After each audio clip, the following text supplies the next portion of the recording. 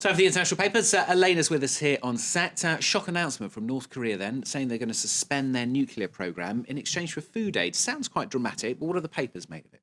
Well, look at this piece in Foreign Policy magazine. They've got a long analysis of whether this is to do with the change of leader in North Korea. Obviously, we've been speculating ever since Kim Jong-il died and his son Kim Jong-un took over, what that was actually going to mean for North Korea's relations with the world. What would it change? So is this why? Is he a more flexible interlocutor for the West? They're asking today. Essentially, they say no, this is a significant development, even though the North Korea retains enough plutonium for at least 4 atomic bombs, they say. But they have given up a significant amount of potential capacity, a significant amount of potential nuclear material that now won't be enriched because they've stopped the work and they've stopped nuclear and missile testing. So it is a big development, but it's not necessarily something we should connect to the change of leader, they say, because it's part of a long negotiation process between Washington and North Korea that was started under Kim Jong-il.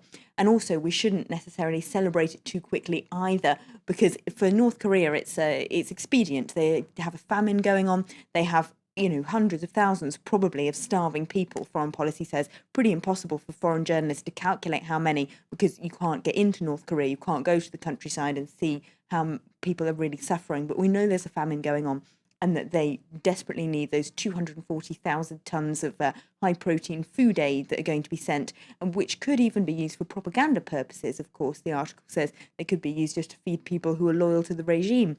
So it's very hard for the US to keep track on what it's even going to be used for. And so it's very much a mixed blessing, this agreement, they say. The Atlantic is even more cynical. They're headlining today, "Don't worry, North Korea's nuclear program will be back on track any day soon," with a propaganda cartoon there on their front page. They say essentially that North Korea has said it will suspend its nuclear program numerous times in the past as part of negotiations, normally when it was convenient for them to do so.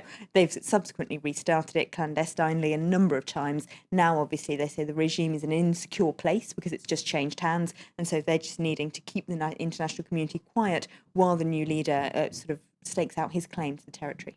Another world hotspot is Iran, of course. General election there tomorrow. How's that being covered? Well, there's an interesting article in Foreign Policy about this as well. They're looking at the rivalry going on between President Mahmoud Ahmadinejad and the supreme leader, Ayatollah Khamenei. Now, apparently they loathe one another, and Khamenei is trying to push forward really conservative candidates in parliament who oppose Ahmadinejad, who isn't conservative enough for the supreme leader's liking. Now, he's trying to apparently to push Ahmadinejad's faction completely out of parliament, meaning that all that will be left in the Iranian parliament then will be conservatives who've been part of the original regime since 1979 and a really far-right group who say they're safeguarding the ideological purity of the Iranian revolution. You notice in all that they don't mention the reformist groups that we talked about so much in 2009, when of course they took to the streets with the Green Movement. That's because, at least according to the Times, their popularity has almost totally disappeared in Iran.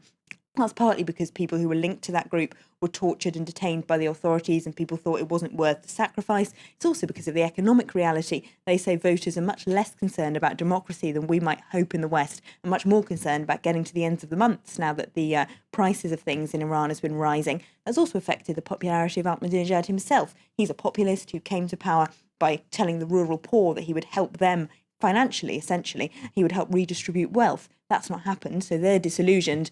And overall, the paper says we can expect very low turnout. Very briefly, the Americans detained in Egypt for allegedly spying, they're set to be released. Yes, they are. Washington hasn't confirmed that, but their Egyptian lawyers apparently say so. New York Times, though, reports that this remains very controversial in Egypt, where lots of people actually do believe that they're secret spies set up by the US to disseminate unrest rather than just working for an NGO. And they say the Egyptian government is bowing to American pressure by letting them go. And surely the British press, they must have all headlined on James Murdoch after he's been forced to fall on his sword. Of course, the non-Murdoch papers are having a field day. How could we forget that? Look at this front page from The Independent. Murdoch there on that front page, having resigned. Inside, they say that this scandal is quite likely to follow him to New York, where he's, of course, going to take up another job for News Corporation.